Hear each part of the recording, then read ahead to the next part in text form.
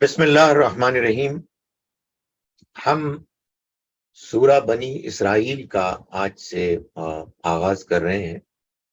یہ قرآن مجید کی سورہ نمبر 17 ہے۔ اس کو سورہ اسراء بھی کہتے ہیں، اور جیسا کہ میں یہ بار بار گزارش کرتا چلا آ رہا ہوں کہ قرآن مجید کی پوری پریزنٹیشن کو سامنے جب ہم رکھتے ہیں تو یہ بات واضح ہوتی ہے کہ قرآن مجید 7 سورہ گروپس میں تقسیم کیا گیا ہے، اور اس میں اس بات کا خیال رکھا گیا ہے کہ ہر گروپ ایک یا ایک سے زیادہ مکی صورتوں سے شروع ہو، اور ہر گروپ ایک یا ایک سے زیادہ مدنی صورتوں پر ختم ہو۔ ہم اب جو صورتیں پڑھ رہے ہیں، جن میں سے ایک اب سورہ بنی اسرائیل ہے، یہ اصل میں قرآن مجید کی صورتوں کا تیسرا گروپ ہے، جس میں 14 صورتیں مکی ہیں اور ایک سورہ نور مدنی ہے۔ میں نے یہ بھی گزارش کی تھی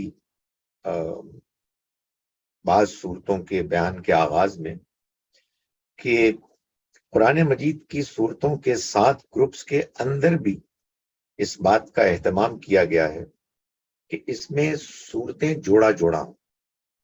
چنانچہ 114 صورتوں میں 6 صورتوں کو نکال کر جو ایکسیپشنز ہیں، بقیہ 108 صورتیں 54 پیئرز میں، جوڑوں میں منقسم ہیں۔ سورہ بنی اسرائیل بھی اپنے سے پچھلی سورہ یعنی سورہ نحل کی جوڑا سورہ ہے۔ ان دونوں کے جوڑا ہونے کا جو پہلو آپ کو بار بار پڑھنے سے نمایاں طور پر نظر آتا ہے، وہ یہ ہے کہ جو باتیں بعض سورہ نحل میں اختصار کے ساتھ، اجمال کے ساتھ بیان ہوئی ہیں، وہی باتیں سورہ بنی اسرائیل میں تفصیل کے ساتھ بیان ہوئی۔ چنانچہ ہم یہ دیکھتے ہیں، اور اس سورہ مبارکہ کی کو جب ہم پڑھیں گے تو مزید ہمارے سامنے یہ حقیقت آئے گی کہ سورہ نحل میں اللہ تعالیٰ نے اخلاقیات کا بس عنوان بیان کیا۔ آیت نمبر 90 میں ان اللہ یأمر بالعدل والإحسان وإیتاء ذی القربى وینہی عن الفحشاء والمنکر والبغی۔ اس سورہ مبارکہ میں آپ دیکھیں گے کہ وہ جو بنیادی اخلاقیات ہیں، یہاں اس کی تفصیلات بیان ہوئی۔ بالکل اسی طرح سے ہم نے سورہ نحل میں یہ دیکھا کہ اللہ تعالیٰ نے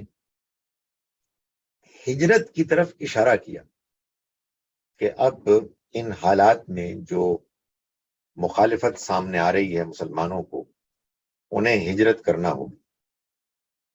سورہ بنی اسرائیل میں اس ہجرت کی تفصیلات ہمارے سامنے آتی ہیں۔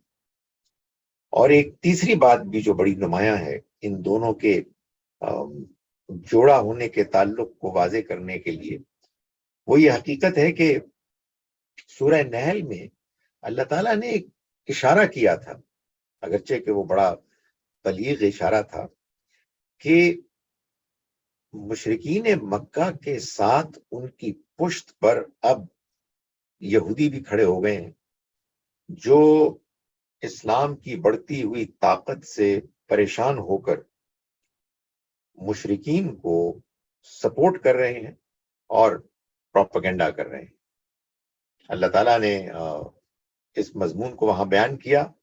یہ مضمون ہم دیکھیں گے، بلکہ آج ہی دیکھیں گے کہ اللہ تعالیٰ نے بنی اسرائیل یہودیوں کے معاملات کو زیادہ نمایاں اور تفصیل کے ساتھ ڈسکس کیا۔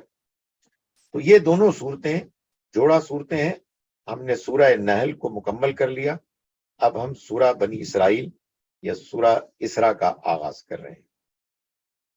اعوذ باللہ من الشیطان الرجیم، بسم اللہ الرحمن الرحیم۔ سبحان الذی اسریٰ بعبدہ لیلا، پاک ہے وہ ذات پاک ہے، یعنی ہر عیب، ہر خامی، ہر کمزوری سے پاک ہے۔ اسرا بعبدہ، وہ ذات یعنی اللہ کی ذات کہ جو اپنے بندے کو لے گیا، لیلن ایک رات، من المسجد الحرام محترم مسجد سے، الی المسجد الاقصی دور کی مسجد کی طرف، الذی بارکنا حولہ وہ مسجد دور کی کہ جس کے گرد و پیش کو ہم نے بابرکت بنا دیا، لنریہ من آیاتنا تاکہ ہم اس کو دکھائیں اپنی نشانیوں میں سے، انہ هو السمیع البصیر، بے شک وہ سب کچھ سننے والا، سب کچھ دیکھنے والا ہے۔ یہ آیہ مبارکہ اس بات کو بیان کر رہی ہے کہ نبی اکرم صلی اللہ علیہ وسلم کو اللہ تعالیٰ نے ایک اہم تجربے سے گزارا، ایک اہم سفر تھا جو ایک ہی رات میں اللہ تعالیٰ نے ممکن بنایا، اور وہ سفر تھا محترم مسجد یعنی مکے کی مسجد المسجد الحرام، وہاں سے اس دور کی مسجد یعنی المسجد الاقصی، اس کے درمیان، یعنی یہاں سے وہاں تک کا سفر کرایا۔ یہ کیا معاملہ ہوا؟ اصل میں ہم یہ دیکھیں گے کہ اس سورہ مبارکہ میں ایک بات بہت نمایاں ہو رہی ہے، پچھلی سورہ مبارکہ میں بھی اس کا ذکر ہوا، اور ہم مدنی صورتوں میں یہ پہلے بھی دیکھ چکے ہیں کہ اللہ تعالیٰ نے اولاد ابراہیم میں پہلے تو بنی اسرائیل کو یہ حیثیت دی، یہ موقع دیا کہ وہ اللہ کے پیغام، اللہ کے دین کے نمائندے بنے۔ اللہ تعالیٰ نے یہ بات سورہ آل عمران میں سورہ نمبر 3 کی آیت نمبر 33 میں واضح کر دی کہ اللہ نے چنا آدم کو اور نوح کو، یعنی آدم سے نوح علیہ السلام اور پھر نوح علیہ السلام سے لے کے ابراہیم علیہ السلام تک پے در پے پیغمبر چنے، دو کا ذکر کیا جو نمایاں تھے، لیکن اس کے بعد ابراہیم علیہ السلام کا جب ذکر آیا تو فرمایا وَآلَ ابراہیم، اور ہم نے ابراہیم کی اولاد کو چنا۔ ابراہیم علیہ السلام کی اولاد کو چننا، ان کا انتخاب، وہ اصل میں تفصیل میں ایسے ہوا کہ اللہ تعالیٰ نے پہلے بنی اسرائیل کو چنا، یعنی ابراہیم علیہ السلام کے چھوٹے بیٹے اسحاق علیہ السلام اور ان کے بیٹے یعقوب علیہ السلام، اور یعقوب علیہ السلام کا دوسرا نام اسرائیل، ان کے جو اولاد ہوئی وہ بنی اسرائیل کہلائی، تو ان کا انتخاب اللہ تعالیٰ نے کیا، اور 2000 سال تک انہی کو یہ حیثیت ملی کہ وہ اللہ کے چنے ہوئے بندے، اللہ کے پسندیدہ بندے قرار پائے، اس لحاظ سے کہ ان کو جو ذمہ داری سونپی گئی، ان کو جو اللہ نے سٹیٹس دیا، اس کے مطابق انہیں اللہ کا پیغام خود بھی قبول کر کے اختیار کرنا تھا اور دنیا والوں کے سامنے بھی اس کو پیش کرنا تھا۔ یہ اللہ تعالیٰ نے اہتمام فرمایا تھا بنی اسرائیل کے لیے، لیکن جب یہ بات واضح ہو گئی بنی اسرائیل کے رویے سے کہ وہ اب اس پیغام کو مزید نبھانے کی، اس کی ذمہ داری کو اٹھانے کی اب حیثیت نہیں رکھتے، ان کے ہاں وہ جذبہ، وہ خلوص، وہ قدر باقی نہیں رہی، ان کے ہاں اخلاقی اقدار بگڑ گئیں، تو اس کے بعد اللہ تعالیٰ نے یہ فیصلہ کیا کہ اب یہ ذمہ داری، سب سے بڑی ذمہ داری، یعنی اللہ کے پیغام کی نمائندگی کی ذمہ داری، یہ بنی اسرائیل سے لے کر بنی اسماعیل کو دے دی جائے۔ ظاہر ہے کہ یہ آپ کا یہ جو ٹرانسفر تھا، ٹرانسفر آف پاور یا ٹرانسفر آف سٹیٹس، یہ اسی خاندان کے اندر ہوا، اللہ کا وہ فیصلہ کہ اس نے اولاد ابراہیم کو چنا وہ برقرار ہے، جوں کا توں ہے، لیکن اولاد ابراہیم میں پہلے جو فیملی یعنی بنی اسرائیل تھی ان سے اب یہ سٹیٹس لے کر بنی اسماعیل کو سونپنے کا فیصلہ کیا گیا۔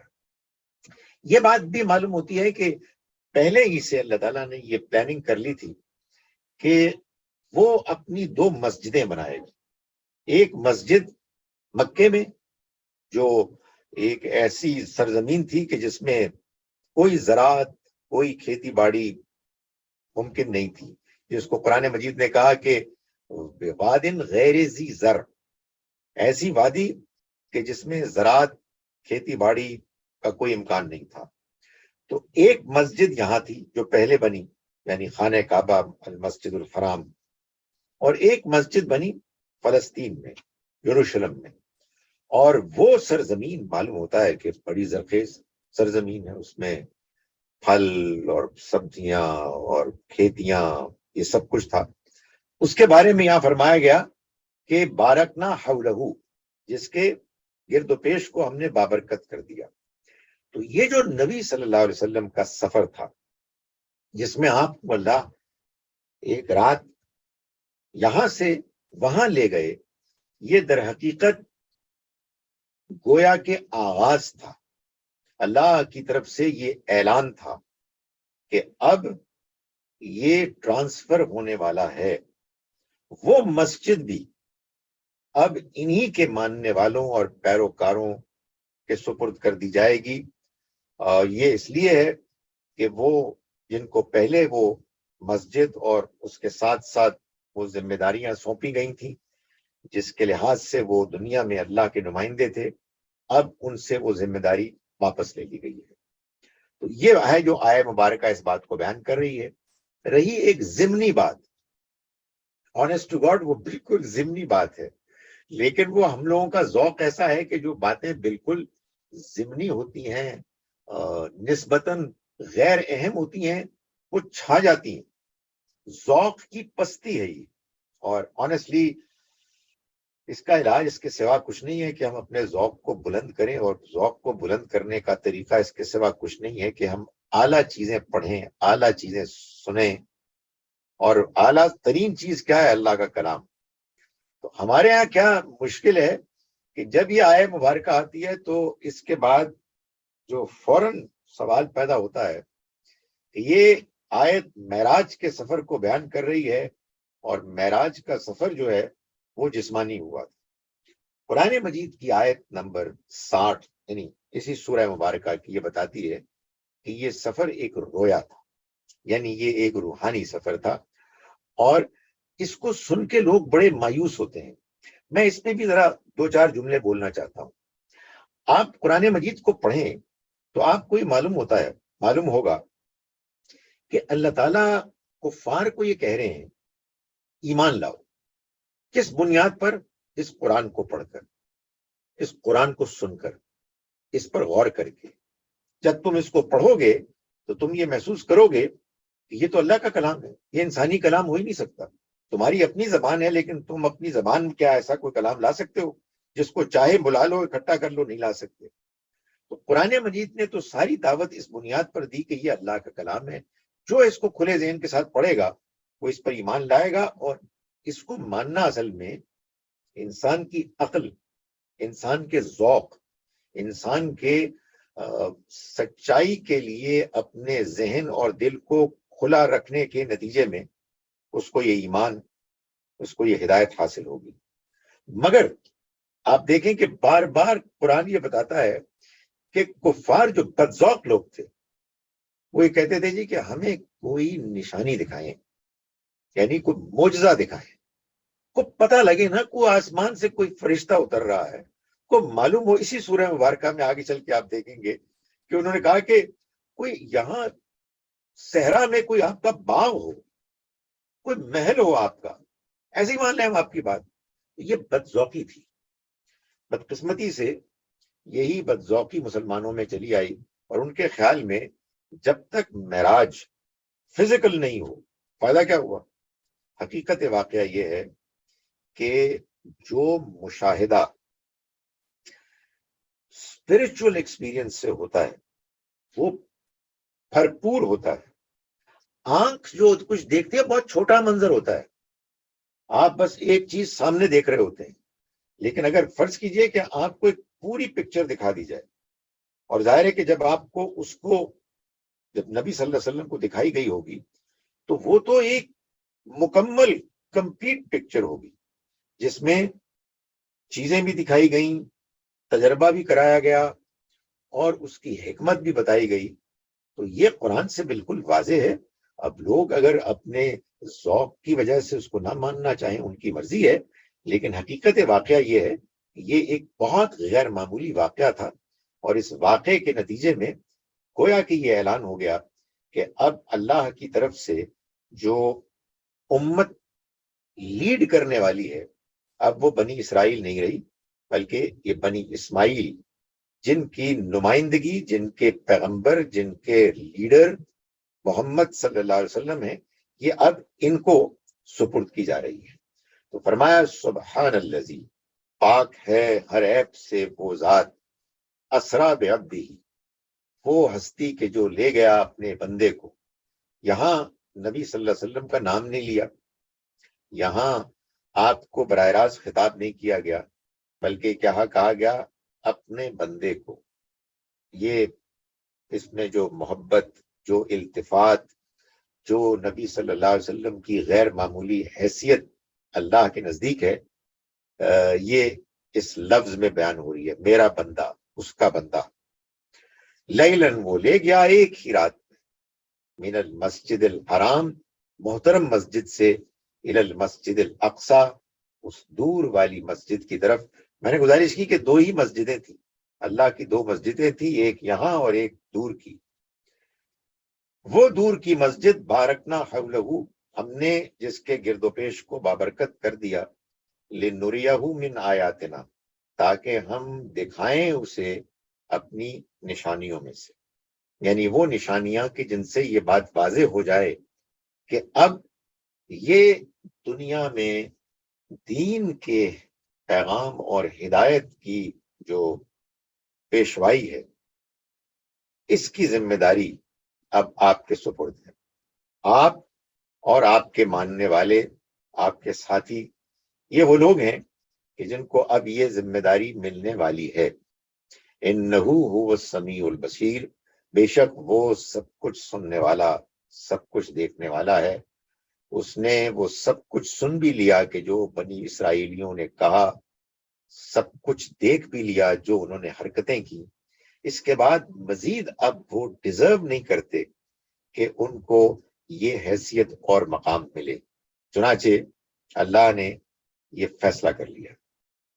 فرمایا وآتینا موسیٰ الکتاب، اور ہم نے دی موسیٰ کو کتاب یعنی تورات. وجعلناہ ھدی لبنی اسرائیل، اور ہم نے بنایا اس کو بنی اسرائیل کے لیے ہدایت کا ذریعہ.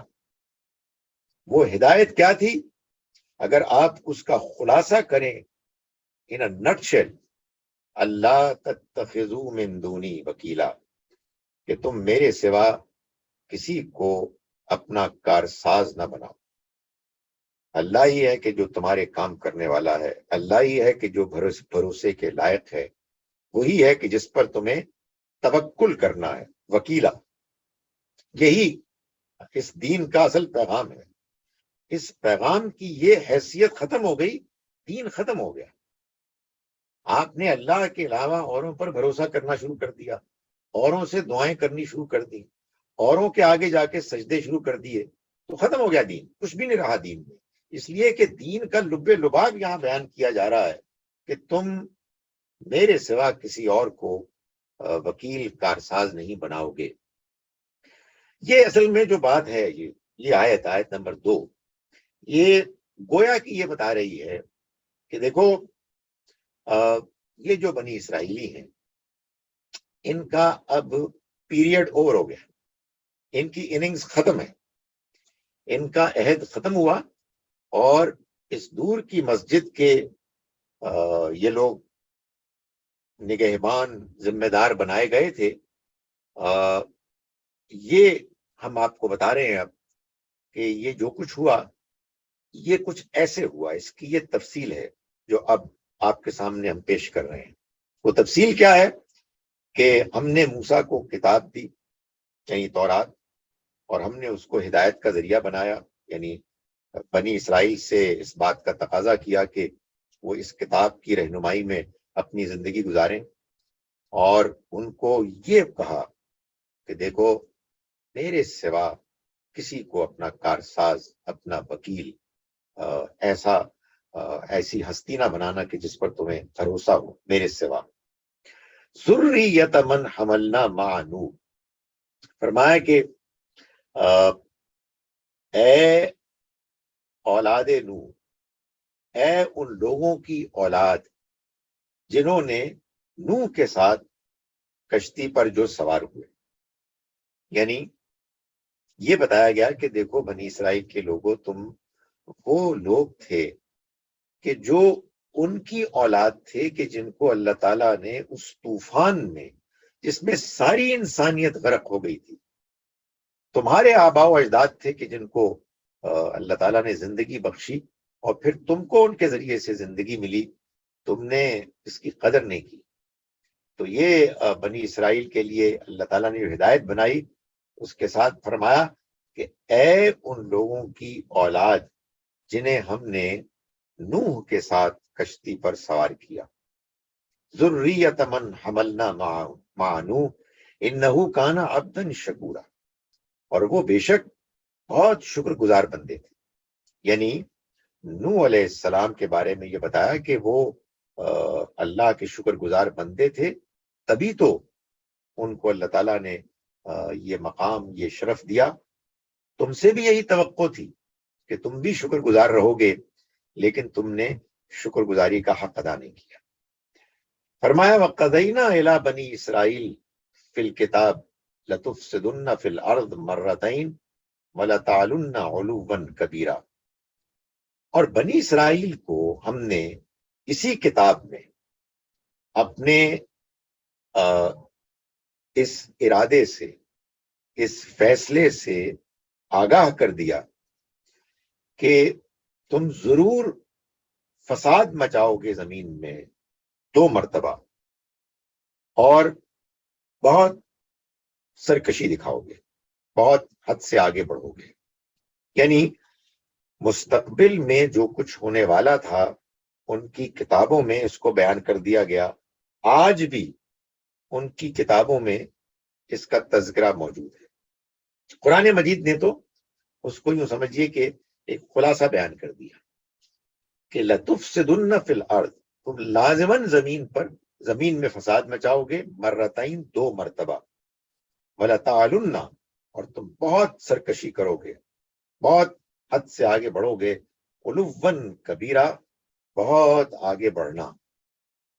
فرمایا فَإِذَا جَاءَ وَعْدُ أُولَاهُمَا، چنانچہ 2 مرتبہ ہونا تھا نا، تو فرمایا کہ جب ان دونوں وعدوں میں سے پہلا وعدہ آیا، یعنی پہلے وعدے کا وقت آیا کہ جس میں تمہارے بابا و اجداد نے سرکشی دکھانی تھی، تو اللہ تعالیٰ فرماتے ہیں کہ بَعَثْنَا عَلَيْكُمْ عِبَادًا لَنَا أُولِي بَأْسٍ شَدِيدٍ، ہم نے مسلط کر دیے تم پر اپنے بندے جو بڑے جنگجو تھے، بڑے زور آور تھے، فجاسو خلال الدیار، اور وہ گھروں کے اندر گھس پڑے۔ یعنی جب پہلی مرتبہ تم نے اللہ کے پیغام کو نظر انداز کر کے زمین میں فساد مچانا شروع کیا، خدا تعالیٰ کی شریعت کو پامال کرنا شروع کیا، اپنے رویے سے تم نے اللہ کے احکام کو ٹھکرانا شروع کر دیا، تو پھر اللہ نے تمہیں یہ سزا دی۔ اور یہ بات قرآن مجید سے معلوم ہوتی ہے کہ اللہ اپنے پیغمبروں اور پھر پیغمبروں کے بعد اولاد ابراہیم کے ساتھ یہی طے کیے ہوئے ہے کہ اگر وہ ٹھیک رہیں گے تو خدا تعالیٰ کی مدد نظر آئے گی کہ ان کے ساتھ شامل حال ہے۔ وہ دنیا میں تمام انسانوں کے مقابلے میں زیادہ نمایاں، طاقتور، روب رکھنے والے اور متاثر کن ہوں گے اور ترقی کریں گے. لیکن اگر اللہ کے پیغام کو نظر انداز کیا گیا، اگر اس کو ٹھکرایا گیا، تو پھر اللہ تعالیٰ نے پیغمبروں کو بھی یہی کہا، اور پیغمبروں کی اولاد یعنی بنی اسرائیل اور بنی اسماعیل دونوں کو یہ کہا ہے کہ پھر تمہارے ساتھ ہم وہ کریں گے کہ جو کسی کے ساتھ نہیں ہو. چنانچہ اللہ تعالیٰ نے فرمایا کہ جب بنی اسرائیل پہلی مرتبہ اپنی تاریخ میں انہوں نے زیادتی کی اور بحیثیت قوم انہوں نے خدا کے دین اور اس کی شریعت کو نظر انداز کرنا شروع کیا، تو اللہ تعالیٰ فرماتے ہیں کہ بَعَثْنَا عَلَيْكُمْ عِبَادًا لَنَا، ہم نے تم پر اپنے بندے مسلط کر دیے. یہ ایک بڑی امپورٹنٹ بات ہے. یہ بات ہے کوئی مسیح علیہ السلام سے کوئی 580-86 سال پہلے کی. بابل سے، یہاں سے ایک مشہور بادشاہ تھا بخت نصر، نیبوکڈ نظر. وہ آیا، اپنے جو بھی عسکری جاہو جلال تھا اس کے ساتھ، اس کے پوری فوج تھی، اور وہ داخل ہوئے. یہ بھی جتنا بھی یہ ان کا علاقہ تھا یہودا کا، اور اینٹ سے اینٹ بجا دی، شہروں میں گھس گئے، گھروں کے اندر گھس گئے، اور یہ کچھ بھی نہیں کر سکے. اس میں جو امپورٹنٹ الفاظ ہیں وہ یہ ہیں کہ ہم نے مسلط کر دیے تم پر اپنے بندے. یہ جو بخت نصر تھا اور اس کے جو فوجی تھے، یہ کوئی نیک تہجد گزار لوگ نہیں تھے. یہ اسی طرح کے بادشاہ آوارہ بدماش لوگ تھے جیسے بادشاہ ہوا کرتے ہیں، متکبر، اپنی طاقت کے نشے میں. لیکن چونکہ اللہ نے ان کی طاقت سے کے ذریعے سے اپنا کام لیا.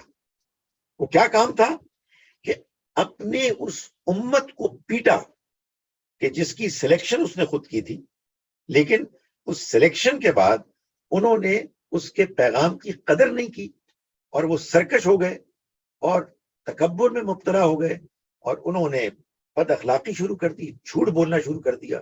ایسے گھٹیا لوگوں کے پیچھے چل پڑے کہ جن کے کوئی کردار ہی نہیں تھا، اور پست کرداری وہ عام ہو گئی. اس کے بعد اللہ تعالیٰ نے فرمایا کہ ہم نے اپنے بندوں کو تم پر مسلط کیا. یعنی میں جو بات بتانا چاہتا ہوں وہ یہ ہے کہ اس طرح کے بدماش، متکبر، غنڈے قسم کے بادشاہوں کو اللہ تعالیٰ یہ میرے بندے تھے. تو میں لوگوں کو یہ کہتا ہوں کہ آپ گالیاں تو بہت دیتے ہیں امریکہ کو اور اسرائیل کو، لیکن جب وہ آپ کو پیٹتے ہیں تو آپ کو معلوم ہے کہ یہ کیوں ہوتا ہے؟ اس لیے کہ اللہ نے ان کو یہ موقع دیا ہے. اور کیوں موقع دیا ہے؟ اس لیے کہ اب ہم بھی وہی کچھ کر رہے ہیں جو پہلے بنی اسرائیل کرتے تھے. انہوں نے بچڑے کو معبود بنا کے عبادت کی. یہاں بھی یہاں جا کے قبروں میں عبادت ہی کرتے ہیں، پرستش کرتے ہیں، جھوٹ بولتے ہیں، بکواس کرتے ہیں. تو اللہ تعالیٰ یہ فرماتے ہیں کہ جب کوئی بادشاہ، کوئی جرنیل، کوئی فوج آ کے تم پر بمباری کرتی ہے، تمہارے تباہی تم پر ہو جاتی ہے مسلط، تو یہ اصل میں اللہ کا فیصلہ ہوتا ہے. اور یہ ہوا، اور وہ بڑے سخت جنگجو تھے، ظاہر ہے کہ ان کے پاس فوجی طاقت تھی. تو فرمایا کہ فجاسو خلالت دیار، وہ گھروں کے اندر گھس گئے. یعنی ذلت رسوائی کی حد ہو گئی، تمہارے گھروں کے اندر گھس گئے. آپ اپنے ہاں جو مرضی کریں جی، ہم بڑے طاقتور ہیں. ہمارے تو معاشرے میں حال یہ ہے کہ جس کے پاس طاقت ہوتی ہے معلوم ہوتا ہے کہ وہ حد سے اتنا آگے بڑھ گیا ہے کہ کسی اور کو کوئی اہمیت ہی نہیں دے رہا. یہ بھول جاتے ہیں کہ بحیثیت قوم ہم بے حیثیت ہیں. ہماری کوئی طاقت، کوئی عزت، کوئی احترام، کوئی سٹیٹس ہے ہی نہیں. تو اللہ تعالیٰ نے ایسا ہی کیا ان کے ساتھ بھی، اور وہ آگے بھی ایسا ہی کرتا ہے. فرمایا وَكَانَ وَعْدًا مَفْعُولًا، اور اس کا وعدہ تو ہو کے رہنے والا تھا. مفعولا یعنی وہ تو پورا ہونے والا تھا. یہ کیسے ہو سکتا ہے کہ اللہ تعالیٰ وعدہ کرے اور وہ پورا نہ ہو؟ تو یہ ہمیں بتایا فرمایا ثم رددنا لکم الکرۃ علیہم، پھر ہم نے لوٹائی تمہاری طرف باری ان کے مقابلے میں، وَأَمْدَدْنَاكُمْ بِأَمْوَالٍ وَبَنِينَ، اور ہم نے مدد کی تمہاری مال اور اولاد بیٹوں کے ذریعے سے، وَجَعَلْنَاكُمْ أَكْثَرَ نَفِيرًا، اور ہم نے تمہیں بہت زیادہ تعداد میں نفری دی، بہت بڑی تعداد میں کر دیا، یعنی پھر دوبارہ تم طاقتور ہو گئے۔ تاریخ میں یوں بیان کیا جاتا ہے کہ اللہ تعالیٰ ظاہر ہے پھر جب اپنے فیصلے کرتا ہے تو اس کی امپلیمنٹیشن کے لیے اس کے ہاں مختلف طریقے ہوتے ہیں۔ فارس کا بادشاہ وہ اٹھا اور اس نے یہاں سے آئے ہوئے، بابل سے آئے ہوئے جو فوج تھی اور ان کا جو اقتدار تھا اس کو چیلنج کیا، اور یہ سارے علاقے دوبارہ فلسطین کو پر قبضہ کیا، اور یہودیوں کو موقع دیا کہ وہ واپس جائیں اپنی آبادیوں میں، دوبارہ جا کے وہاں رہیں اور اپنے آپ کو آباد کریں۔ یوں ایک مرتبہ پھر ان کو دوبارہ بحیثیت قوم زندہ ہونے کا موقع ملا، اور خاص طور پر اس میں مختلف پیغمبر آئے، لیکن عزیر علیہ السلام کی معلوم ہوتا ہے زیر قیادت ان کو وہ طاقت ملی کہ جس کے بعد ایک مرتبہ پھر ان کے اندر وہی قوت واپس آئی کہ جو کسی زمانے میں ان کے ساتھ تھی۔ اور ظاہر ہے کہ اس میں یہ بات شامل حال رہی کہ انہوں نے اس سیٹ بیک، اس تباہی، اللہ کی پکڑ سے یہ سبق سیکھا کہ ان سے غلطیاں ہوئیں، ان کے بڑوں سے غلطیاں ہوئیں، انہوں نے توبہ استغفار کی اور پھر دوبارہ صحیح رخ پر چل پڑے۔ فرمایا ان احسنتم احسنتم لانفسکم، یہ بات بتا دی گئی کہ دیکھو اگر تم بھلا کرو گے تو بھلا کرو گے اپنے ہی لیے، یعنی یہ تم کسی پر احسان نہیں کرو گے، اگر تم صحیح رویہ اختیار کرو گے اپنے ہی اوپر احسان کرو گے۔ وَإِنْ أَسَأْتُمْ، اور اگر تم نے برائی کی تو فلاحا، تو پھر اس کا جو نتیجہ ہے وہ دوبارہ تمہارے ساتھ وہی ہوگا۔ برے کام کرو گے تو وہ بھی تمہارے ہی خلاف ہوگا، اس کا نتیجہ بھی تمہارے ہی اوپر پڑے گا۔ یعنی یہ اس سارے اللہ تعالیٰ کی طرف سے جو فیصلہ ہوا ان کے اوپر عذاب کا، اور اس کے دوبارہ ان کے ریہیبلیٹیٹ ہونے اور ان کو دوبارہ طاقت ملنے کے نتیجے میں یہ پیغام ان تک بہت واضح طریقے پر پہنچ گیا۔ فرمایا کہ یہ جب ہوا تو پھر اس کے بعد فرمایا فَإِذَا جَاءَ وَعْدُ الْآخِرَةِ، پھر جب دوسرا وعدہ پورا ہوا، دوسرا وعدہ آیا، یعنی یہ کہا تھا نا کہ تم 2 مرتبہ زمین میں فساد مچاؤ گے اور 2 مرتبہ تم اودم مچاؤ گے، حد سے آگے بڑھو گے، تو فرمایا کہ فَإِذَا جَاءَ وَعْدُ الْآخِرَةِ، پھر جب آیا دوسرا وعدہ، یعنی دوسری مرتبہ تم نے سرکشی کی، دوسری مرتبہ تم نے زیادتیاں کی، فرمایا کہ لِيَسُوءُ وُجُوهَكُمْ، الفاظ کا ترجمہ میں آپ کے سامنے کر رہا ہوں۔ جب یہ دوسرا ہوا تو اس لیے کہ وہ تمہارے چہرے بگاڑ دیں، یعنی بات پوری یہ تھی کہ جب دوسرا وعدہ آیا اور تم نے پھر سرکشی دکھائی تو اسی طرح سے ہم نے پھر تمہارے اوپر ایک ایسے جنگجو مسلط کر دیے جنہوں نے ایک مرتبہ پھر تباہی مچا دی، اور تم جیسے پہلی مرتبہ مصیبت مشکلات میں مبتلا ہوئے تھے اور تمہاری حیثیت بحیثیت قوم ختم ہو گئی تھی، دوبارہ ایک مرتبہ ایسا ہوا۔ فرمایا کہ یہ ہم نے کیا لیسوء وجوہکم، تاکہ وہ تمہارے چہرے بگاڑ دیں، ولیدخلوا المسجد، اور تاکہ وہ داخل ہو جائیں مسجد میں، کما دخلوہ اول مرہ، جیسے کہ وہ داخل ہوئے پہلی مرتبہ۔ کون سی مسجد؟ یہی تمہاری محترم مسجد، یعنی یہ جس کو اللہ تعالیٰ نے فرمایا کہ یہ مسجد اقصی اللہ کا گھر تھا۔ ہم تو نہ جانے یہ کیا نظریہ بنائے بیٹھے ہیں کہ اللہ کے گھر میں اگر کوئی حملہ آور ہوگا تو ابابیل پرندے آئیں گے اور ان کو مار بھگائیں گے۔ قرآن تو کچھ اور بات کہہ رہا ہے۔ اللہ کا گھر بیت المقدس، اس کے اوپر وہ بادشاہ آئے جنہوں نے کہ حملہ کیا، بنی اسرائیل کے گھروں میں گھس گئے، ان کو ان کی اینٹ سے اینٹ بجا دی، اور نہ صرف یہ بلکہ اللہ کے گھر میں مسجد میں بھی داخل ہوئے جیسے وہ پہلی مرتبہ داخل ہوئے تھے۔ فرمایا وَلِيُتَبِّرُوا مَا عَلَوْا تَتْبِيرًا، اور یہ انہوں نے کیا تاکہ جس طرح انہوں نے پہلی مرتبہ توڑ پھوڑ کی، تہس نہس کر دیا، وہ اس کو تہس نہس کر ڈالیں، یہ انہوں نے دوسری مرتبہ بھی کیا۔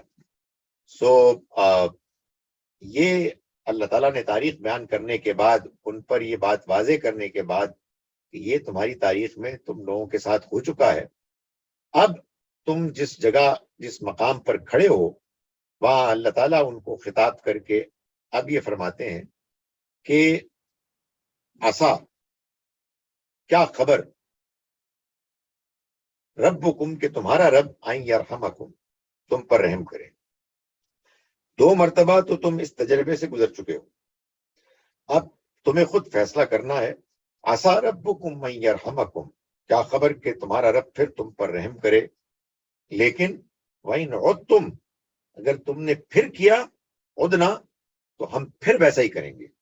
یعنی مطلب یہ ہے کہ ہماری تمہارے ساتھ کوئی رشتہ داری نہیں ہے کہ تم ہمارے پیغمبروں کی اولاد ہو، تم نے کلمہ پڑھا ہوا ہے، تم چہیتے ہو، تمہاری شفاعت ہو جائے گی۔ یہ سب تمہارے اپنے دھوکہ دینے کے لیے بنائے ہوئے نظریات ہیں، ان کا حقیقت سے کوئی تعلق نہیں ہے۔ وہ قرآن مجید نے غالباً سورہ مائدہ میں یہ فرمایا کہ یہی بنی اسرائیل یہ کہا کرتے تھے، جیسے ہم مسلمان کہتے ہیں کہ نحن ابناء اللہ و احباؤ، ہم اللہ کے بیٹے اور اس کے محبوب پسندیدہ ہیں۔ اس کے جواب میں اللہ تعالیٰ نے فرمایا کہ ان سے پوچھو، قل فلما يعذبكم بذنوبكم، پھر وہ تمہیں تمہارے گناہوں پر کیوں پکڑتا رہا ہے؟ اگر تم اس کے فیورٹس ہو، چہیتے ہو، تو پھر یہ سزائیں تم کو کیوں ملتی نہیں؟ کیوں بادشاہ آتے اور تم پر تباہی مچا دیتے؟ کیوں امریکہ اسرائیل آتا اور تمہیں ختم کر دیتا، تمہاری اینٹ سے اینٹ بجا دیتا؟ اگر تم اللہ کے فیورٹس ہو تو پھر کہاں ہے اللہ؟ اس کو تو آنا چاہیے تھا۔ تو معلوم یہ ہوا کہ تمہارا دھوکہ ہے۔ اس لیے اگر تم اللہ کے ساتھ مخلص ہو تو یقیناً اللہ تمہاری مدد کرے گا، یقیناً تمہارے مقابلے میں کوئی کھڑا نہیں ہو سکتا۔ لیکن تم جھوٹ بولو، تم دھوکہ دو، تم اس کی شریعت کو پامال کرو، تم کہیں اور چلے جاؤ، سجدے کرو، اور اللہ تعالیٰ تمہارے پیچھے پیچھے آئے، یہ خدا تعالیٰ کا کبھی بھی وعدہ نہیں ہوا۔ تو فرمایا کہ عسا ربکم ان یرحمکم، تمہارا رب کیا خبر کہ پھر تم پر رحم کرے، وَإِنْ عُدْتُمْ، اور اگر تم نے دوبارہ کیا، یعنی ویسا ہی کیا، عدنا، تو ہم بھی ویسے ہی کریں گے۔ وَجَعَلْنَا جَهَنَّمَ لِلْكَافِرِينَ حَصِيرًا، اور یہ تو دنیا کا جو عذاب ہے یا دنیا کی سزا ہے، یہ تو آنکھیں کھولنے کے لیے ہے۔ اصل بات یہ ہے کہ جہنم ہم نے اسی طرح کے انکار کرنے والوں کے لیے اس کو ہم نے بنایا ہوا ہے حسیرہ، ایک باڑہ، یعنی وہاں ہم ایسے سب لوگوں کو پھینک دیں گے، ٹھونس دیں گے اس کے اندر۔ اور یہ مت بھولیے کہ یہ بنی اسرائیل کو خطاب ہو رہا ہے، اور یہ کہا جا رہا ہے کہ ایسے کافروں کو ہم جہنم میں دھکیل دیں گے، پھینک دیں گے، اور وہ وہاں سزا پائیں گے۔ فرمایا ان ھذا القرآن یہدی للتی ہی اقوم، اب یہ بنی اسرائیل کو کہا جا رہا ہے کہ دیکھو، اب اگر تمہارے لیے کوئی دوبارہ اللہ کی خوشنودی اور اللہ کے قریب آنے کا کوئی موقع ہے تو وہ اب اس قرآن کے ذریعے سے ہے۔ اللہ نے اپنے اس وعدے کو تو ہمیشہ پورا رکھا کہ اولاد ابراہیم کا انتخاب ہوا، لیکن اولاد ابراہیم کے بارے میں یہ اسپیسیفائی تو نہیں کیا گیا تھا کہ لازماً بنی اسرائیل ہی کو قیامت تک کے لیے یہ حیثیت ملے گی۔ اب تمہاری بار بار کی نالائقیوں کے بعد اللہ تعالیٰ نے اولاد ابراہیم ہی میں سے اولاد اسماعیل، بنی اسماعیل کو یہ حیثیت دے دی ہے۔ ان میں اپنے پیغمبر محمد صلی اللہ علیہ وسلم کو ہم نے بھیجا ہے، ان کے ساتھ یہ قرآن آیا ہے جو ہماری کتاب ہے۔ اب یہ کتاب ہے، ان ھذا القرآن، یہ قرآن ہے، یہدی للتی ہی اقوم، کہ جو رہنمائی کر رہا ہے اس راستے کی طرف جو سب سے سیدھا راستہ ہے۔ یعنی اگر تمہیں ہدایت پانی ہے تو تم اس راستے کو اب اختیار کرو. وَيُبَشِّرُ الْمُؤْمِنِينَ الَّذِينَ يَعْمَلُونَ الصَّالِحَاتِ، اور وہ خوشخبری دے رہا ہے اہل ایمان کو، یعنی یہ پیغام، یہ قرآن، وہ اہل ایمان جو الذین یعملون الصالحات، صرف ایمان کا دعویٰ ہی نہیں کرتے بلکہ نیک اعمال بھی کرتے ہیں.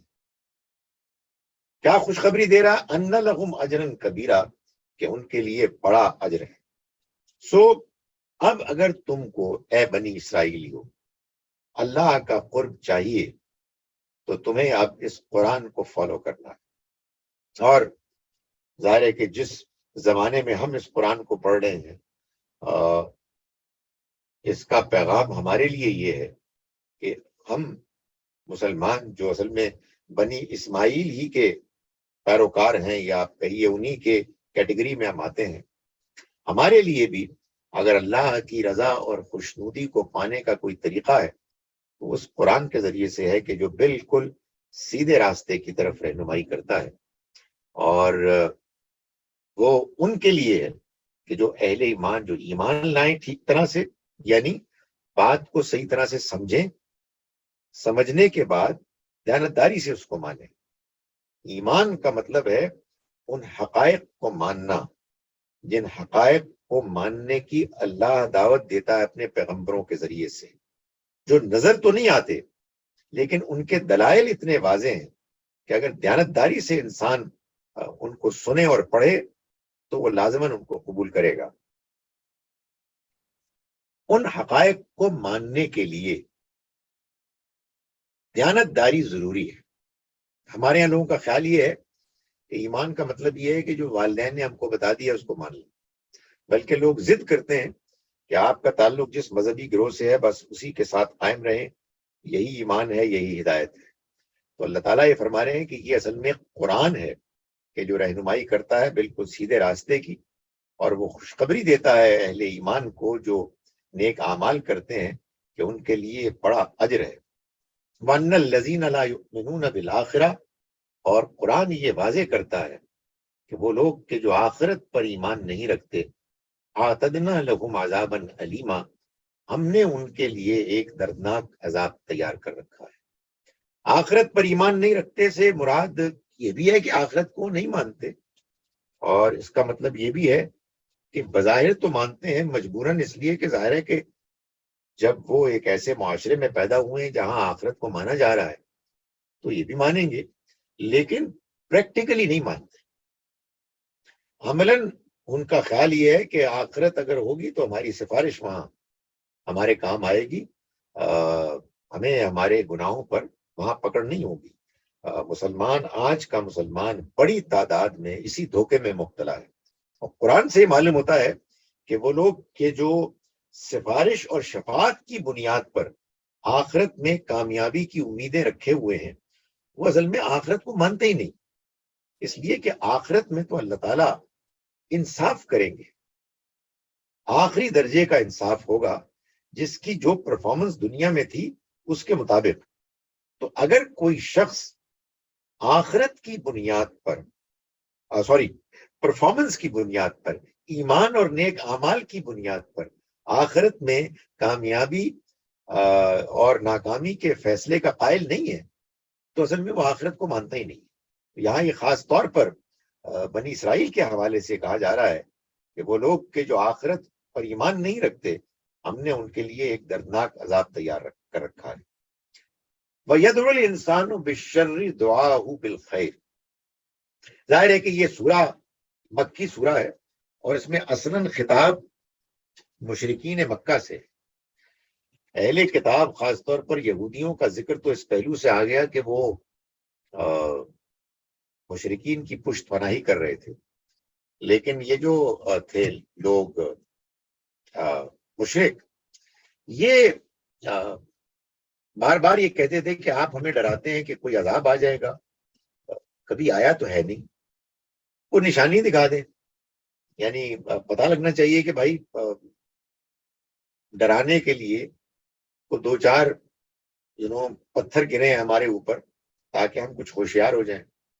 تو فرمایا کہ وَيَدْعُ الْإِنسان، اور انسان مانگتا ہے بالشر، برائی، دعاء بالخیر، جس طرح بھلائی مانگنی چاہیے یا جس طرح وہ بھلائی مانگتا ہے.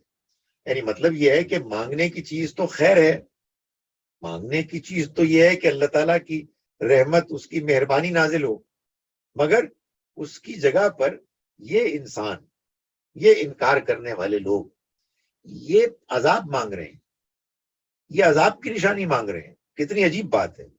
وَكَانَ الْإِنسَانُ عَجُولًا، اور یہ انسان تو بڑا ہی جلد باز واقع ہوا ہے. یعنی یہ اس بارے میں جلدی کر رہا ہے کہ کسی طرح سے ہم پر وہ عذاب آئے، اس کی نشانی آئے. ظاہر ہے وہ انکار میں یہ کہہ رہے تھے، مذاق اڑاتے ہوئے کہہ رہے تھے کہ یہ سارا ڈراوا ہے، یہ ہمیں خامخواہ ڈرانے کی کوشش کی جا رہی ہے، کچھ نہیں ہونا وانا. اگر ہے تو کچھ بتائیں، کچھ چھوٹی موٹی نشانی دکھا دیں. تو اللہ تعالیٰ فرما رہے کہ یہ جو عذاب ہے یہ ایک بڑی بری چیز ہے، تمہیں خیر مانگنی چاہیے. لیکن یہ انسان عجیب انسان ہے کہ یہ برائی، یعنی ایک برا انجام ایسے مانگ رہا ہے جیسے کہ اچھائی مانگنی چاہیے. اور یہ لوگ یہ بڑے جلد باز ہیں، یعنی انجام کو دیکھنے کے لیے جلدی مچا رہے ہیں. فرمایا کہ وَجَعَلْنَا اللَّيْلَ وَالنَّهَارَ آیَتَيْنِ، اور ہم نے بنایا رات کو اور دن کو دو نشانیاں. یعنی نشانیاں دیکھنی ہیں تو یہ نشانیاں دیکھیں کہ جو ہم نے ان کے لیے، ان کے آرام اور ان کے کام کاج کے لیے دو مختلف اوقات بنا دیے. اگر یہ نشانیوں پر غور کرتے تو اللہ کی مہربانی کا اعتراف کرتے، اگر یہ اللہ کے شکر گزار بندے بنتے تو یہ اللہ کے پیغام کو مانتے. لیکن چونکہ یہ اللہ کی نشانیوں سے روگردانی کیے ہوئے ہیں، یہ اللہ کے ناشکرے بن گئے ہیں. اس ساری دنیا میں جو کچھ بھی ان کے لیے اللہ تعالیٰ نے نعمتیں فراہم کی ہیں ان کو فور گرانٹیڈ لیتے ہیں جیسے کہ ان کا اپنا حق تھا. اس کے نتیجے میں ان کے دل سخت ہو گئے، یہ خدا تعالیٰ کی شکر گزاری سے دور ہو گئے، چنانچہ اس کے پیغام سے وہ دور ہیں، اس کی قدر نہیں کر رہے. تو فرمایا کہ ہم نے تو رات اور دن کو دو نشانیاں بنایا. فَمَحَوْنَا آیَةَ اللَّیْلِ، پھر ہم نے رات کی نشانی کو دھندلا کر دیا، یعنی اس میں روشنی نہیں ہوتی، کم ہوتی ہے تاکہ آدمی آرام کر سکے، سکون کی نیند سو سکے. تمہیں ضرورت تھی نیند کی، ہم نے بہترین موقع فراہم کر دیا تمہیں رات کو دھندلا بنا کر. فرمایا کہ وجعلنا آیت النہار، اور ہم نے بنائی دن کی نشانی مبصرتن، روشن، لتبتغوا فضلا من ربکم، تاکہ تم اپنے رب کے فضل کو تلاش کرو. روشن ماحول ہو، تم بزنس کرو، کھیتی باڑی کرو، تم کوئی اور کام کرو اور تلاش کرو اللہ کے رزق کو. وعدد وَلِتَعْلَمُوا عَدَدَ السِّنِينَ وَالْحِسَابِ، اور اس لیے بھی دن کو بنایا کہ تم ان رات اور دن سے تم برسوں کی گنتی اور حساب معلوم کر سکو. یعنی اگر تم غور کرو تو اس دنیا میں کتنی نشانیاں ہیں اللہ کی مہربانیوں کی، تم نے ان پر غور نہیں کیا، اور اگر کوئی نشانی مانگ رہے ہو تو اللہ کے عذاب کی نشانی مانگ رہے ہو. کتنی بدنصیبی ہے تمہاری.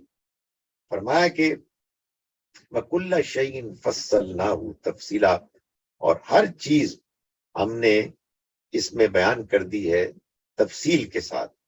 یعنی مطلب یہ ہے کہ ان چیزوں کے بارے میں کہ جن پر اللہ تعالیٰ کی نشانیاں گواہی دیتی ہیں، ان کو اللہ تعالیٰ نے ان میں سے ہر چیز کو جو ضروری تھی اس کو بیان کر دیا ہے.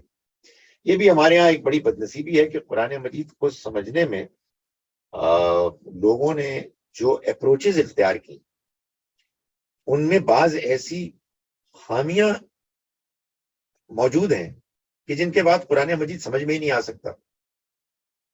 بعض لوگوں نے تو یہ کہا جی کہ قرآن نہیں سمجھ میں آ سکتا جب تک کہ آپ اپنے علماء سے وہ علوم نہ سیکھیں کہ جو وہ بیان کرتے ہیں.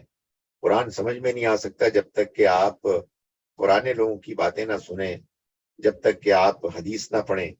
تو ایک تو یہ نقطۂ نظر ہے، اور ایک دوسرا نقطۂ نظر وہ ہے جو کہتا ہے جی کہ قرآن کے علاوہ کچھ بھی نہیں ہے، سب کچھ قرآن سے ہی ہم نے سیکھنا ہے، قرآن میں سارا دین بیان ہوا ہے. ظاہر ہے کہ یہ بات تو ایسے نہیں ہے. اللہ تعالیٰ نے تو قرآن میں بھی اور سنت دونوں میں حدیث کو دین کو بیان کیا ہے، اور ہم اس کو قرآن سے بھی جانتے ہیں. لیکن جب بعض لوگ یہ غلطی کر بیٹھتے ہیں، اچھا غلطی ہم سب سے ہوتی ہے، غلطی کوئی بڑا مسئلہ نہیں ہے، غلطی پر اڑ جانا، اصرار کرنا، یہ ہے مسئلہ، جبکہ غلطی واضح بھی ہو جائے. تو ہمارے ہاں بعض لوگوں نے کہا کہ صرف قرآن ہے اور کچھ بھی نہیں ہے، اور اس میں پھر انہوں نے جو دلائل پیش کیے ان میں سے اس طرح کی بھی آیات تھی، جیسے یہ ہے کہ ہم نے ہر چیز کی تفصیل بیان کر دی. تو ان کا کہنا یہ کہ آپ دیکھیں خود اللہ تعالیٰ فرما رہے ہیں کہ ہم نے ہر چیز کی تفصیل بیان کر دی. نہیں، یہ جو جملے اس طرح کے ہوتے ہیں ان کا ایک موقع ہوتا ہے. وہ موقع یہ ہے کہ جو کچھ بھی نشانیاں اس دنیا میں موجود ہیں، جن کے ذریعے سے ہم اللہ کی مہربانیوں اور اس دنیا کو بنانے کے مقصد کو جان سکتے ہیں، اللہ نے ان میں سے ہر اہم نشانی کو پوری وضاحت کے ساتھ بیان کر دیا. آج ہم نے یہیں تک پڑھنا ہے. میں اب ان آیات کا ایک مرتبہ پھر آپ کے سامنے ترجمہ کر رہا ہوں. جو آیات ہم نے آج پڑھی، ہم نے آج سورہ بنی اسرائیل سے اپنے سبق کا آغاز کیا. پہلی آیت سے، اعوذ باللہ من الشیطان الرجیم، بسم اللہ الرحمن الرحیم. سبحان الذی اسریٰ بعبدہ لیلا، پاک ہے وہ ذات جو اپنے بندے کو لے گئی ایک رات میں، من المسجد الحرام الی المسجد الاقصی، مسجد حرام سے اس دور والی مسجد تک، الذی بارکنا حولہ، جس کے ارد گرد کو ہم نے برکت بخشی، لنریہ من آیاتنا، تاکہ ہم اس کو اپنی کچھ نشانیاں دکھائیں. انہ هو السمیع البصیر، بے شک وہ سننے والا دیکھنے والا ہے. یعنی وہی ہے جو سننے والا، وہی ہے جو دیکھنے والا ہے. وآتینہ موسیٰ الکتاب، اور ہم نے موسیٰ کو کتاب عطا فرمائی. وجعلناہ ھدی لبنی اسرائیل، اور اس کو ہم نے بنی اسرائیل کے لیے ہدایت نامہ بنایا. اللہ تتخذوا من دونی وکیلا، کہ تم میرے سوا کسی کو وکیل، کارساز، معتمد نہ بناؤ. ذریۃ من حملنا مع نوح، اے ان لوگوں کی اولاد جن کو ہم نے نوح کے ساتھ سوار کیا. انہ کان عبدا شکورا، بے شک وہ ایک شکر گزار بندہ تھا. وقضینا الی بنی اسرائیل، اور ہم نے بنی اسرائیل کو اپنے اس فیصلے سے آگاہ کر دیا، فی الکتاب، کتاب میں. کون سا فیصلہ؟ لتفسدن فی الارض، کہ تم لازماً فساد بچاؤ گے زمین میں، مرتین، دو مرتبہ. وَلَتَعْلُنَّ عُلُوًّا کبیرا، اور تم بہت سر اٹھاؤ گے. فَإِذَا جَاءَ وَعْدُ أُولَاهُمَا، پس جب ان میں سے پہلی بار کا وعدہ آ جاتا ہے، بَعَثْنَا عَلَيْكُمْ عِبَادًا لَنَا، تو ہم تم پر اپنے زور آور بندے مسلط کر دیتے ہیں. اولی باسن شدید، زور آور، جنگجو. فجاسو خلال الدیار، تو وہ گھروں میں گھس پڑے. وکان وعدا مفعولا، اور وعدہ تو پورا ہو کے رہا، اس کو تو پورا ہونا ہی تھا. ثم پھر رددنا لکم الکرہ، ہم نے تمہاری باری ان پر لوٹائی، علیہم ان پر. وامددناکم باموال وبنین، اور ہم نے مدد کی تمہاری مال اور بیٹوں کے ذریعے سے. وجعلناکم اکثر نفیرا، اور ہم نے تمہیں کثیر تعداد کی جماعت بنا دیا. ان احسنتم احسنتم لانفسکم، اگر تم بھلے کام کرو گے تو اپنے لیے کرو گے. وَإِنْ أَسَأْتُمْ فَلَهَا، اور اگر برے کام کرو گے تو بھی اپنے ہی لیے. فَإِذَا جَاءَ وَعْدُ الْآخِرَةِ، پھر جب دوسری بار کا وعدہ آ جاتا ہے. لیسوء وجوہکم، تو ہم تم پر اپنے زور آور بندے دوبارہ مسلط کرتے ہیں. یہ امپلائیڈ ہے، الفاظ میں نہیں ہے. لیسوء وجوہکم کے لیسوء وجوہکم کہ وہ تمہارے چہرے بگاڑ دیں. وَلِيَدْخُلُوا الْمَسْجِدَ كَمَا دَخَلُوهُ أَوَّلَ مَرَّةٍ، اور تاکہ وہ گھس پڑے مسجد میں جیسے وہ پہلے گھسے تھے. وَلِيُتَبِّرُوا مَا عَلَوْا تَتْبِيرًا، اور تاکہ وہ تہس نہس کر ڈالیں. عَسَىٰ رَبُّكُمْ، کیا عجب کہ تمہارا رب، أَن يَرْحَمَكُمْ، یہ ہو کہ تم پر رحم کرے. وَإِنْ عُدْتُمْ عُدْنَا، اور اگر تم دوبارہ کرو گے تو ہم بھی دوبارہ کریں گے ویسا ہی. وَجَعَلْنَا، اور ہم نے بنایا جہنم، جہنم کو، لِلْكَافِرِينَ حَصِيرًا، کافروں کے لیے باڑا. ان هذا القرآن، بے شک یہ قرآن، یہدی للتی ہی اقوم، اس راستے کی رہنمائی کرتا ہے جو بالکل سیدھا ہے. وَيُبَشِّرُ الْمُؤْمِنِينَ الَّذِينَ يَعْمَلُونَ الصَّالِحَاتِ، اور وہ خوشخبری دیتا ہے ان ایمان والوں کو جو نیک عمل کرتے ہیں. ان لہم اجرا کبیرا، کہ ان کے لیے بہت بڑا اجر ہے. وان الذین لا یؤمنون بالآخرہ، اور یہ کہ جو آخرت پر ایمان نہیں رکھتے. اعتدنا، ہم نے تیار کر رکھا ہے، لہم ان کے لیے، عذابا علیما، ایک دردناک عذاب. ویدعو الانسان، اور انسان جلدی دکھاتا ہے، بالشر، برائی کے معاملے میں.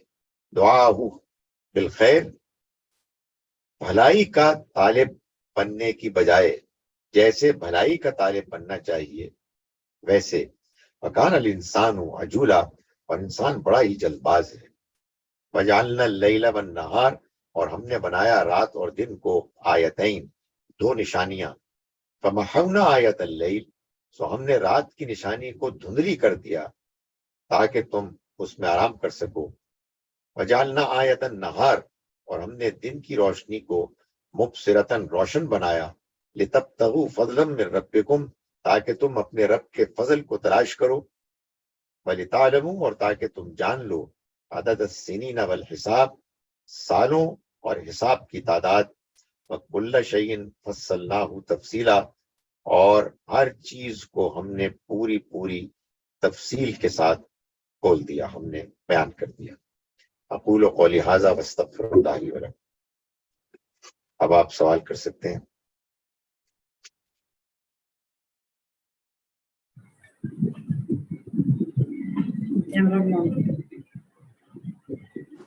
سر میں سوال کر سکتی ہوں؟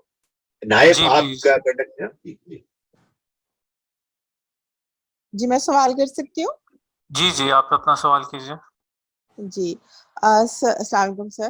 سر یہ معراج کے بارے میں، یہ تو ہمیں قرآن سے کلیئر ہو جاتا ہے کہ یہ ایک روحانی سفر تھا، اور اسے فرق بھی نہیں پڑتا بلکہ بہتر ہوتا. لیکن سر مجھے نا ہسٹری کی یہ بات بہت کنفیوز کرتی ہے. سر میرا تو مطالعہ اتنا وسیع نہیں ہے.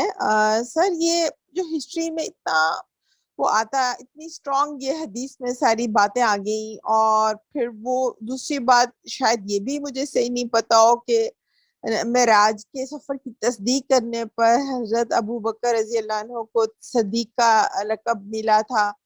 تو سر آپ بتا دیں کہ یہ ہسٹری میں کہاں سے باتیں آئیں اتنی زیادہ، اور پھر سارے مسلمان اسے ماننے لگے. Thank you sir. دیکھیں، دنیا میں یہ بات تو ہم پہلے سے بھی جانتے تھے اور آج اور بھی زیادہ جاننے لگے ہیں کہ پروپیگنڈا ایک بہت زبردست چیز ہے.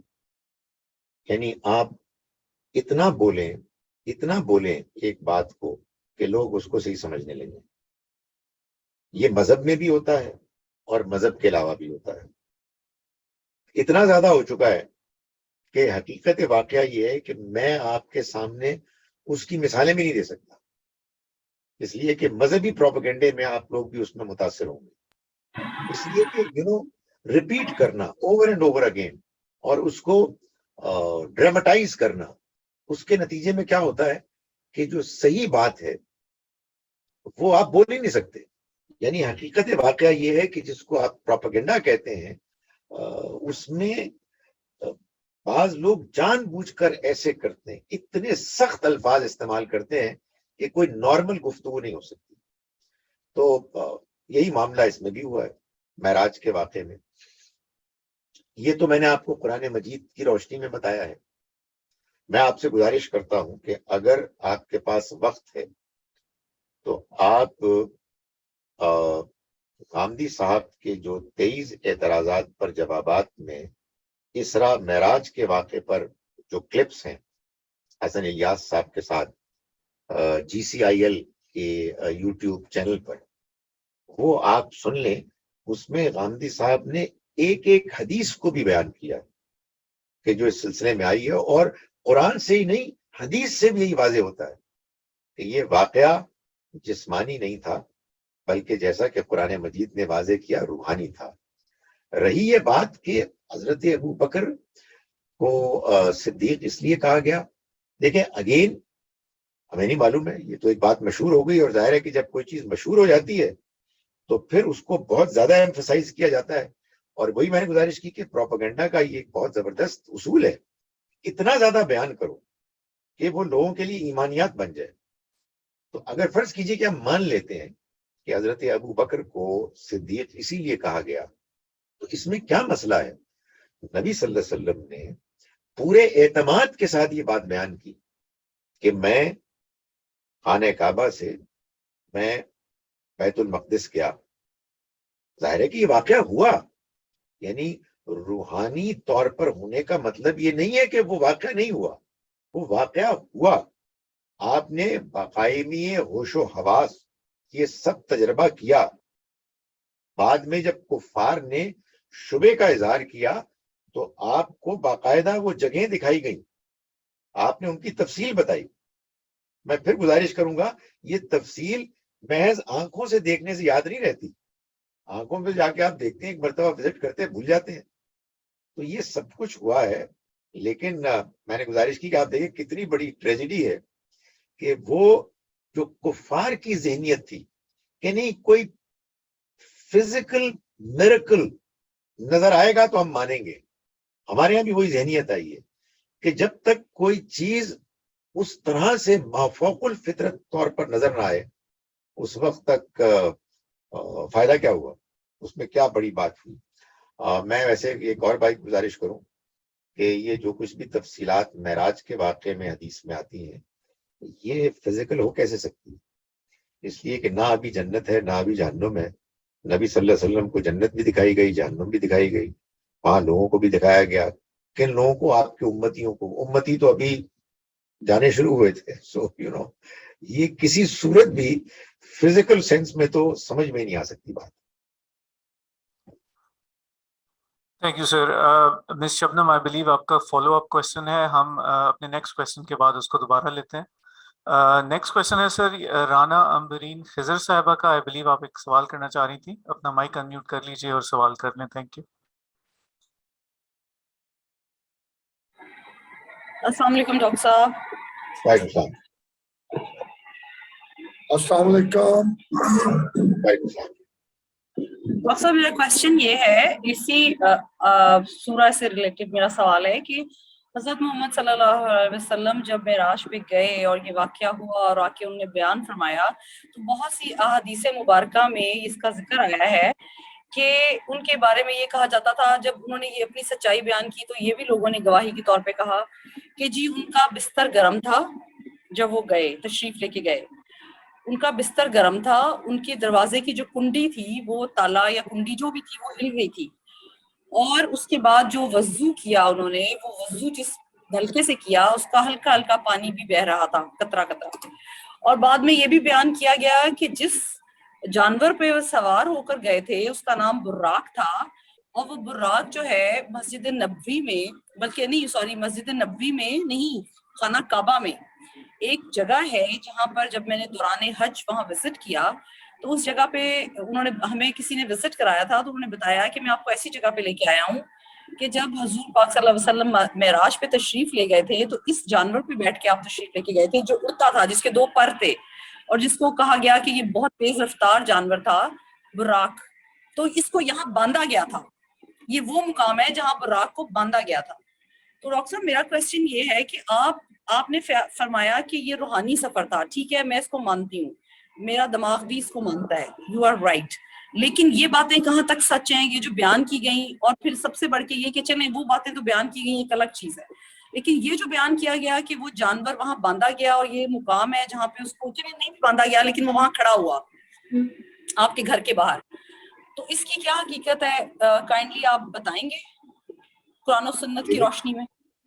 دیکھیں گزارش یہ ہے کہ آپ کہیں گے, آپ کو کسی نے یہ بتا دیا, اب اس کے نتیجے میں کیا ہوتا ہے کہ آدمی کے لیے بات مزید ایک بظاہر حقیقت بن جاتی ہے. آپ نے کچھ حدیثوں کا حوالہ دیا, میں نے ابھی گزارش کی ہے کہ آپ غامدی صاحب کے وہ کلپ سن لیں, اس میں بات واضح ہو جاتی ہے. اس میں یہ بات نہیں بیان کی کہ پھر آنکھ کھل گئی, اس کے بعد میری آنکھ کھل گئی, یہ بیان نہیں کیا آپ نے.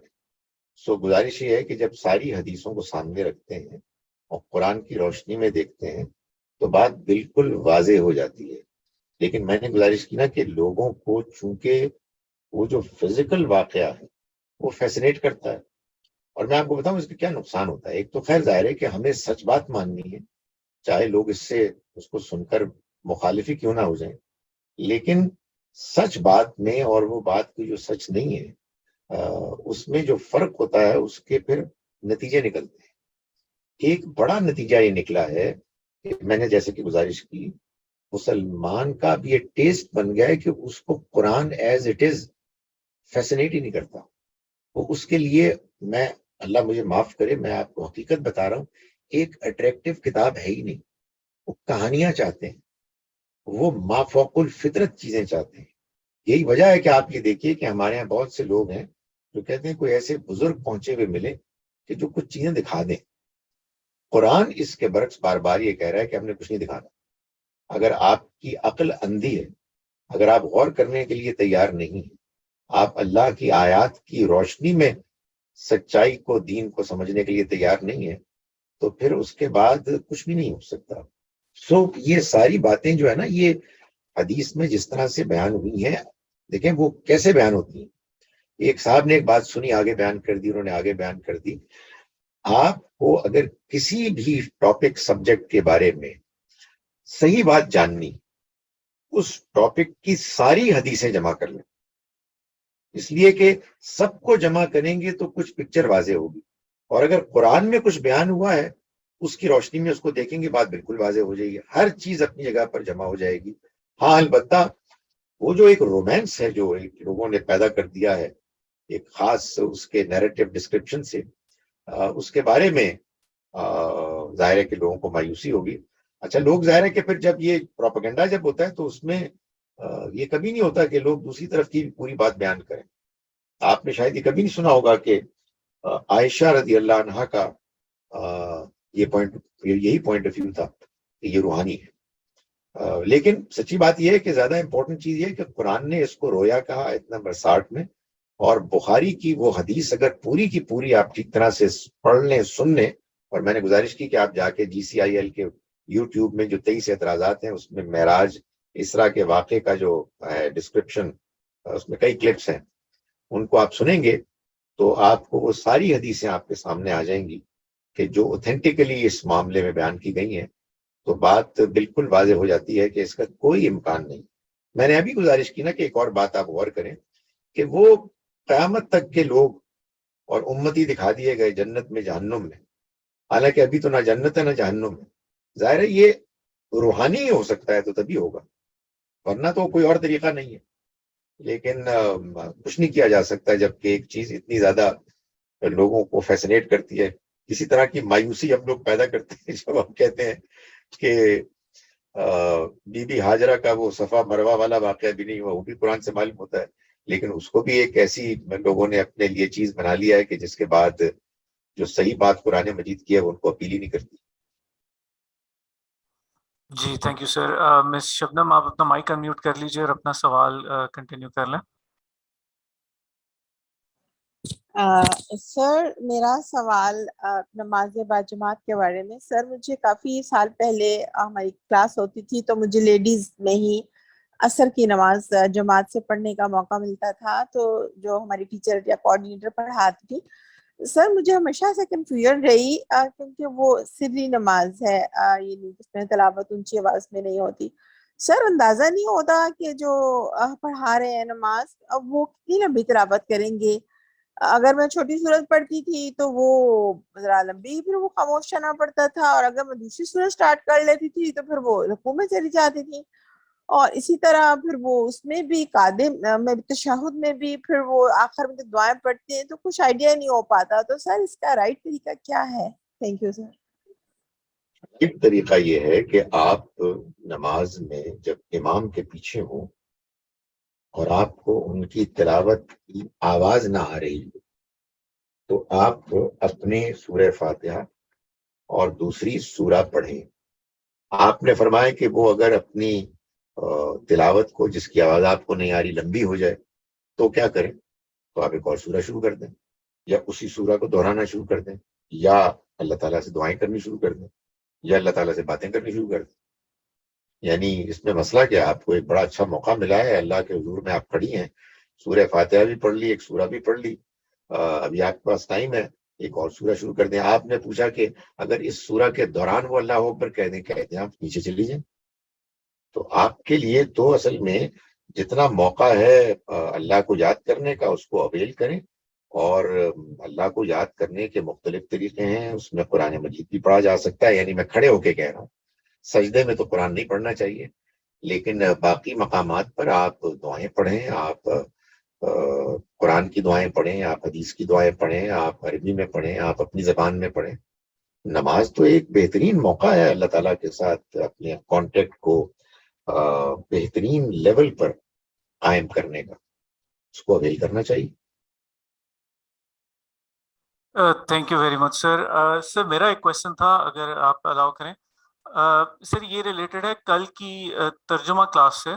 उसमें सूरह बकरा की आयत नंबर 243 थी, जिसमें अल्लाह ताला कहते हैं कि अल्लाह ताला सेड टू देम डाई, मैं इंग्लिश की ट्रांसलेशन पढ़ रहा हूँ उसी आयत की।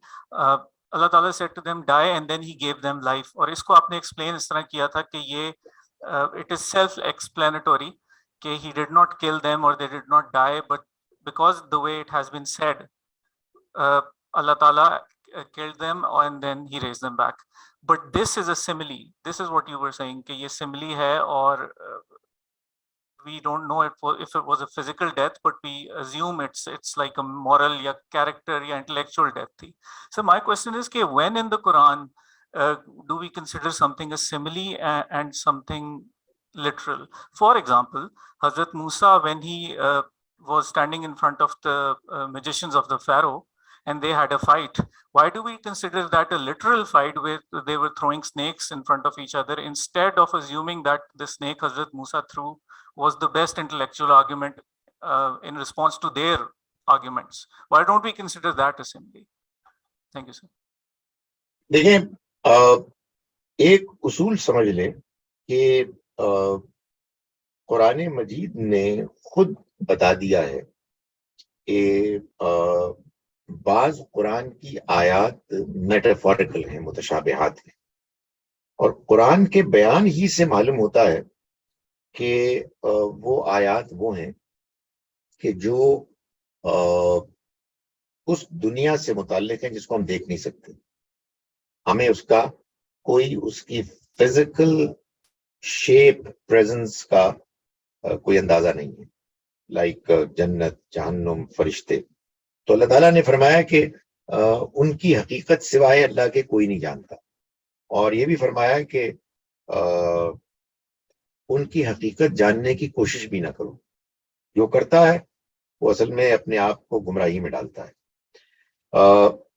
इसका, और फिर ये भी बताया कि कुरान मजीद में जो बाकी बहुत सी आयात हैं जो मुहकमात हैं, मुहकमात यानी आप समझे लिटरल है, जो बात की जा रही है वो उसी बात को बयान कर रही है जो एक्चुअली है। अब आए आपके स्पेसिफिक क्वेश्चन के बारे में।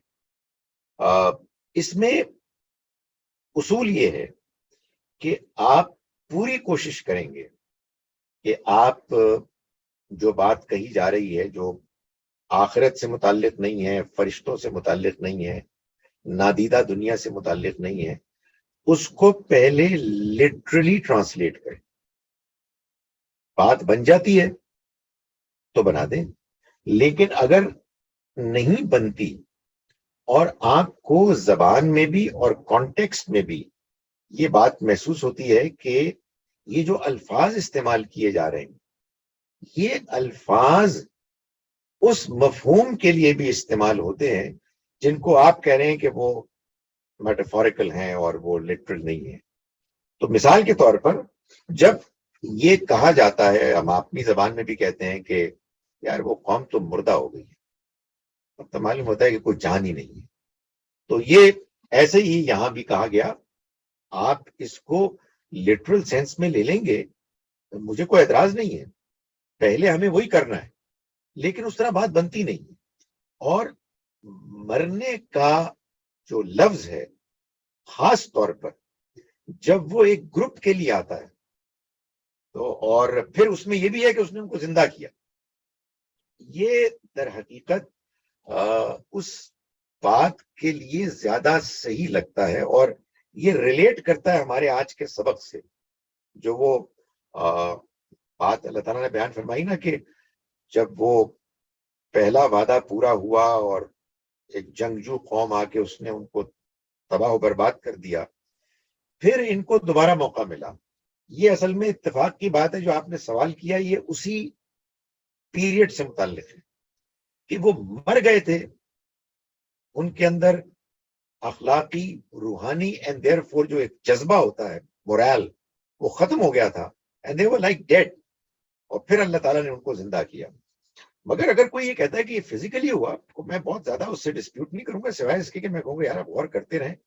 لگتا یہ ہے کہ الفاظ میں اس کی گنجائش ہے, اور یہ بات اوور آل ڈسکرپشن میں اور پھر تاریخ میں جس طرح بیان ہوا ہے حقیقت, اور قرآن مجید میں اور جگہوں پر بھی اسی طرح سے جو چیزیں بیان ہوئی ہیں, ان سب کو سامنے رکھتے ہوئے یہ زیادہ صحیح بات لگتی ہے. اس طرح کے معاملات میں بہت زیادہ وہ نہیں کرنا چاہیے کہ جی نہیں ساری گل صحیح ہے تو وہ صحیح ہے تو یہ آپ کیا کہہ رہے ہیں. نہیں, ہم سمجھنے کی کوشش کر رہے ہیں, یعنی ہمیں اس طرح کیا قرآن کے ہر مقام پر ایک اسٹوڈنٹ کی حیثیت سے سمجھنے کی کوشش کرنی چاہیے کہ اللہ تعالیٰ اصل میں کیا بات سمجھا رہے ہیں. اگر لٹرل سینس میں بات سمجھ میں آ جاتی ہے بہت اچھی بات ہے, مجھے بڑی خوشی ہوگی, لیکن کوئی بات بنتی نہیں. Right sir, thank you very much sir, آپ نے کافی کلیئرلی ایکسپلین کیا ہے, thank you very much. It appears there are no other questions, so inshallah we'll meet again same time next week. Thank you very much, Okay, sir. thank you very much for joining. Assalamu alaikum wa rahmatullahi wa barakatuh.